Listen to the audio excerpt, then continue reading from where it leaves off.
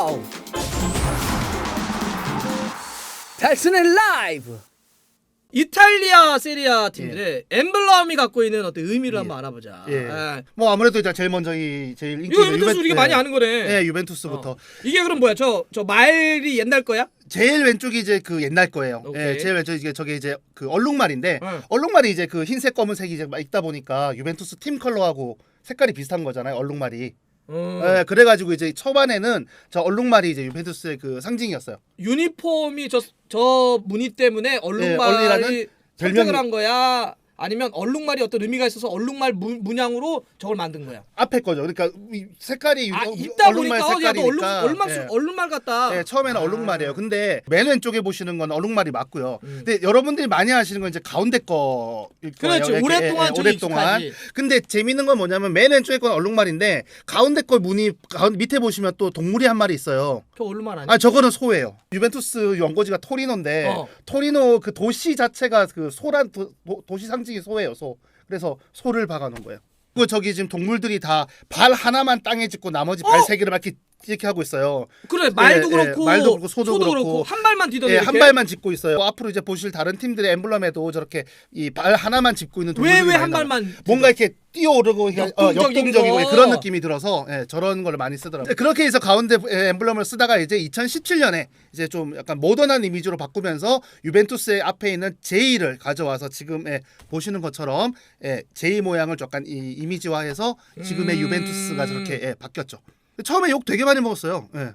나는 나쁘진 않았는데 근데 되게 좀 세련된 느낌이었어. 예, 근데 이게 건축도 그렇고 모든 디자인들이 다 그런데 처음에 정말 이상한 거도 보다 보면 익숙해지면 괜찮아요. 근데 처음 봤을 때는 진짜 이상했어요. 그리고 모양도 그 왜 이렇게 방패 모양을 이렇게 쓴 거죠. 스쿠데토 따르는 모양을 하고 거기에 유벤투스의 J를 집어넣은 거예요. 그냥 J가 아니라 AC 밀란. 여러분들 많이 좋아하실 텐데요. 저 왼쪽은 언제 쪽이야? 거의 모르시겠죠, 맨 왼쪽 거. 나- 진짜 초반이에요. 완전 초반에 이렇게 스탈린 시대 뭐 아니, 장단이 1899년대 무슨 스탈린 시대겠다. 예. 미안합니다. 미안합니다.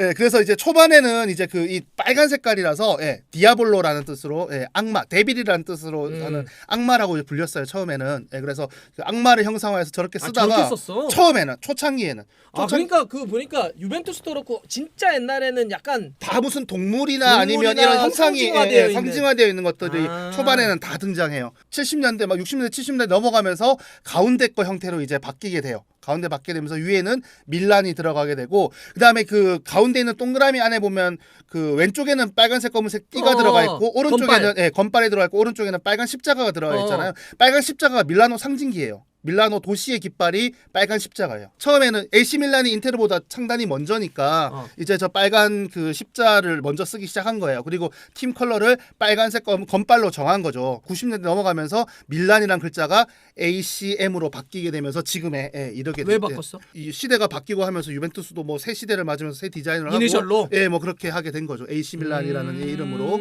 그 악마라고 하는 AC 밀란이 닉네임을 얻은 무슨 유래 같은 게 있나? 이게 색깔 그런 게 있어요.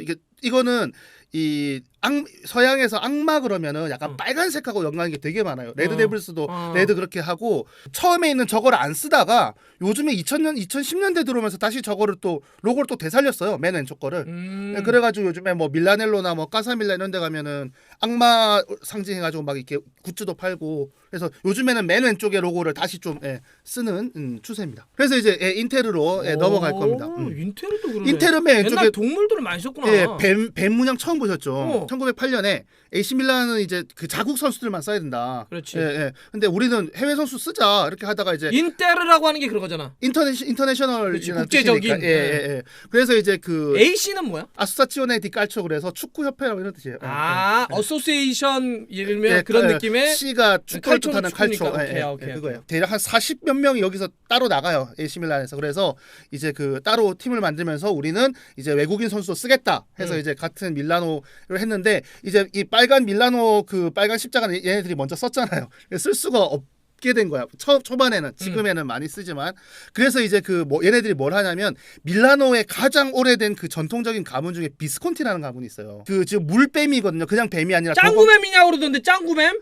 그 좀 독 없는 뱀이에요. 저게 독 없는 뱀. 비시아라 그래. 비시아. 근데 그 발음이 비스콘티랑 비슷한 거야. 가문의 이름과? 비슷한 거야. 야 그래서 전문적 저거- 같은. 와 이거 좀 똑똑해 보여. 아, 나 이런 거는 원래 박사라니까. 그래서 이 저거를 가져온 거예요. 그래서 이제 왜냐면 빨간 십자가는 이미 AC 밀란이 썼으니까. 색깔도 이 AC 밀란이 검빨이었잖아요. 검빨이었는데 우리도 여기서 나왔으니까 뭔가 이런 검은색 뭔가 이런 거 하고 싶은데 그 당시에 이 옛날이잖아. 1908년. 이태리에 그 연필 있잖아요. 연필이 이게 흑연이긴 한데 연필 이 몸 색깔이 빨간색, 파란색밖에 없었대요. 옛날이어가지고. 그래갖고 AC 밀란이 검은색 빨간색 연필을 쓰니까 우리는 파란색 하자. 그래갖고 그러니까 파검이 검파가 된 거지. 그게 뭘 어렵다 그걸 검파가 된 거지. 예. 그렇게 어렵게 설명한 다음에 거기서 헷갈려? 예, 세월을 또 거치면서 이제 지금 알고 계시는 저런 둥근 무늬가 됐고 이제 뱀은 사라진 대신에 이제 가운데 이제 저기 글자 하얀색으로 된 게 글자거든요. 자세히 보시면 FCIM이에요. 풋볼 클럽 인테르 밀란이에요. 그걸 이렇게 디자인적으로 저렇게. 디자인적으로. 예. 근데 저 글자를 디자인한 사람이 조르조 무지안이라는 사람인데 이 이탈리아 유명한 술병의 술 이름 글자나 아니면 유명한 가게나 회사 이 로고 있잖아요. 그런 거 전문으로 하는 진짜 뛰어난 당대 최고의 디자이너였어요. 피오렌티나 또 우리 팀이죠. 찐팬이잖아. 피오렌티나는 이제 저 뭐야? 저 맨 왼쪽 거. 맨 왼쪽 거는 이제 백합이에요. 백합꽃이 이제 순결과 뭐 이런 걸 상징하잖아요. 귀족적인 어떤 전통이 있는 나라나 도시 이런 데서 백합을 많이 써요. 그래서 이제 이 960년 저게 일자를 제가 빼먹은 게 아니고 진짜 960년이에요. 960년에 이 피렌체에 있던 한 귀족 우고라는 사람이 이제 우리 피렌체의 이 문장을 우아하고 항상 순결한 이 백합으로 하자. 근데 붉은 백합으로 이게 확실히 유럽 뭐 이탈리아도 당연히 그렇고 유럽 전체가 영고지라고 하는 게 도시라고 하는 게 도시 국가 문명으로 성장해왔던 문화이기 때문에 특히 심해요. 그러니까 무슨 가문, 뭐 피렌체 가문, 무슨 가문, 그러니까 이것도 피오렌티나라고 하는 거기에 도시 귀족 가문. 거기서 이런 거를 상징물을 해서 그게 올라오는 거구나. 그렇죠. 그게 쭉 이어오는 거죠. 이탈리아에 유명한 리돌피라는 진짜 유명한 가문이 있어요. 이것도 피렌체의 유명한 가문이 앞에 리돌피. 밀라노의 비스콘티 이런 것처럼 피렌체는 리돌피 가문이 진짜 유명한 가문이거든. 비스콘티. 전통도 있고. 근데 거기서 이제 이 리돌피 가문이 한때 이제 피오렌티나 팀을 관리할 때 이 뭔가 이제 좀 세 보이고 싶은 거야. 그래서 저 백합을 디자인을 한 거예요. 그래서 가운데 형태가 됩니다. 가운데 형태가 뭐냐면 창 있잖아요. 창. 긴 창인데 보면 창의 끝에 이렇게 탁탁 해갖고 이렇게 딱 달려있는 창 있죠. 화극, 여포가 쓰던 방천화극 같이 생긴 거. 그거 하면 작살나지. 그래서 가운데 거를 뾰족한 창이고 옆에 튀어나온 F자를 마치 창 옆에 나와 있는 요 작은 요런 걸로 해서 창 모양으로 저렇게 ACF라는 글자를 형상화해서 저 문장을 만들어요. 이제 91년에 이제 체키고리라는 사람이 지금 우리가 알고 있는 저 형태로 다시 만들게 됐습니다. 라초는 이제 독수리로 유명한데. 독수리인데요. 굉장히 이게 저도 이제 사실 뭐 몇 개는 예전 것도 본 게 있는데 저 맨 처음에 독수리 저건 저도 되게 좀 강해 보이더라고요. 팀 이름이 SS 라치오가 돼요. 저게 스포르티바 뭔데 기억이 안 나네요. 잠깐 기억이 안 나. 이거 준비하려고 멈춰! 소치에타 스포르티바. 소사이어티 스포르팅 소사이어티. 늦었어. 라치오가 이제 독수리를 이제 팀의 상징으로 삼게 됐어요. 왜 독수리를? 이 독수리 자체가 뭐냐면 이제 아까 뱀은 내가 이해했어요. 독수리는 뭐냐면 옛날부터 신성 로마 제국 황제의 상징이야. 나폴레옹 황도 독수리를 문장으로 썼고 신성 로마 제국 뭐 합스부르크 이런 데도 다 독수리를 자기 문장으로 썼단 말이에요. 그러니까 독수리는 정말 그냥 권위와 힘과 이런 거의 상징이야. 그래서 이제 이 독수리가 그런 거를 상징을 하는데 근데 또 뭐가 있냐면 이 라치오가 어차피 로마 지역을 같이 쓰잖아요. 그렇지. 그러니까 로마 제국이 이제 정벌을 할 때 로마 보병 군단 로마 정부하는 군대 있잖아요. 그 군단을 레기온이라 불렀거든요. 그렇지. 레기온. 로마 레기온이라 불렀는데 레기온 방패 아까 얘기했던 방패 말씀하셨잖아요. 레기온 방패에 독수리가 그려져 있었어요. 그래서 이제 라치오가 이제 이 로마 레기온의 독수리를 따와서 자기의 문장으로 쓴 거죠. 요 독수리는 뭐예요? 저 독수리는 지금 위에 거 4개가 있고 밑에 3개가 있는데 맨 왼쪽에는 약간 모던하게 바뀐 저 독수리는 뭐냐면 한때 라치오 시장 중에 저 라치오 지사 로마는 시장이고 이 라치오는 주니까 주 지사가 있을 거 아니에요. 지사가 엄청난 라치오 팬이 있었어. 그래서 자기가 직접 도안을 한 거야. 저거 쓰자고. 주지사가 그래서 저걸 썼어. 저걸 썼어요. 직접 썼어요. 한동안 아. 썼어요. 100년 그 기념치가 되면서 이제 색깔을 황금 독수리로 바꿔서 지금 이때 이제 백자는 이제 뭐 숫자니까 빼버리고 황금 독수리 밑에 라치오 방패처럼 돼서 SS 라치오가 들어가서 라치오의 팀 컬러가 됐죠. 자, 나폴리. 이거 제가 오늘 이를 갈았던 1번 잠깐 이거 뭐야? 쟤 토끼야? 이거 재밌어요. 이거 재밌어요. 그 나폴리가 이제 이탈리아 남부의 도시잖아요. 이 나폴리가 사실 이탈리아에서 얘도 말이네. 유벤투스도 처음에 말로 말이 이제 뭔가 좀 힘 있고 막 이렇게 하는 의미가 있으니까. 그 이제 그 나폴리가 이제 그 팀을 창단하면서 이제 우리 상징을 이제 말로 하자. 저 밑엔 뭐야? 축구공. 축구공. 축구공 저렇게 축구공이에요. 그러는 거야. 밑에 축구공이에요. 맨 왼쪽. 난 저 맥주나 와인 같은 거는 무슨 오크통 같은 거. 아니요. 축구공이에요. 축구공. 축구 클럽을 만들었으니까 옛날 남부의 그 나폴리 왕국이었던 힘 이런 걸 역동하기 위해서 이제 그 말을 쓴 거예요. 그 첫 해에 이제 날뛰는 말 이렇게 해가지고 저렇게 상징을 맨 왼쪽처럼 만들었어. 근데 그래갖고 나폴리 사람들이 막 기대한 거 아니에요. 남부 사람 또 얼마나 욱하고 그래. 우리 엄청 셀 거야 하고 딱 리그에 참가했는데 첫 엠블렘 달고 있는데 죽을 쓰는 거예요. 저 말을 해놨는데 처참하게 깨지는 거야 축구팀이. 그래서 이게 축구 끝나면 이제 어른들이 그 모여서 그 축구장 앞에 바에 모여서 한잔하고 이런 거는 옛날부터 야 밥만 먹고 축구하는데 저거밖에 못하냐? 그걸 한 거야. 잘라지. 어떤 어르신이 말로 해놨더니 무슨 맨날 처지고 뭐 경기도 죽쓰고 저게 무슨 말이야 망아지 새끼지 막 이런 식으로 이걸 한 거예요. 근데 그 얘기가 퍼져나간 거야. 그래서 말 빼라 하다가 진짜 말을 빼버리고 망아지가 돼버린 거예요. 그래서 가운데 게 망아지야. 저게 망아지야. 망아지. 그럼 스스로를 낮춰버린 거예요. 근데 그게 저걸 썼다고? 그래서 쓴 거예요 실제로. 그래서 나폴리 굿즈 사잖아요. 나폴리 굿즈는 전부 저 망아지예요. 이제는 좀 모던해져서 이제 나폴리를 상징하는 N만 이제 들어가게 됐는데 대신에 그 상징한 뭐 오피셜 샵이나 이런 데 가서 굿즈 사면 전부 다 망아지. 근데 망아지가 있으면 옛날에 말이었는데 너무 원래 말이었는데. 로마 이게 사실 나 제일 AS 궁금해. 로마. 나 이거 옛날에 듣기도 했었는데 제일 궁금해. 왜냐하면 AS 로마. 이게 늑대인가? 늑대인데 늑대야. 나는 처음에 얼핏 보고 어떤 생각했냐면 늑대 그 자기 두 마리 새끼들한테 젖을 주나 보다. 근데 이게 보면 사람이야. 그 로마는 사실 저 엠블렘에서 크게 변화가 없어요. 정말. 그냥 약간 정말 변화가 없고 뭐 AR 뭐 ASR이나 거의 초창이야? 거의 초창기고 뭐 로마로 됐다가 뭐 진짜 별로 바뀐 게 없어요. 그 늑대 모양도 거의 똑같고 이거는 그 중간에 잠깐 그 가운데 것처럼 약간 디자인틱하게 바뀐 거 한 10년 정도 저 바뀐 거 빼고는 거의 딱 저 모양이에요. 로마는 일단 저 색깔 얘기를 먼저 해야 돼요. 잘로로시라 그래서 노란색 빨간색을 이제 그 로마 도시의 색깔이에요. 도시 색깔. 잘로로시. 저게 이제 로마를 상징하는 색이구나. 도시 색깔. 시티 컬러.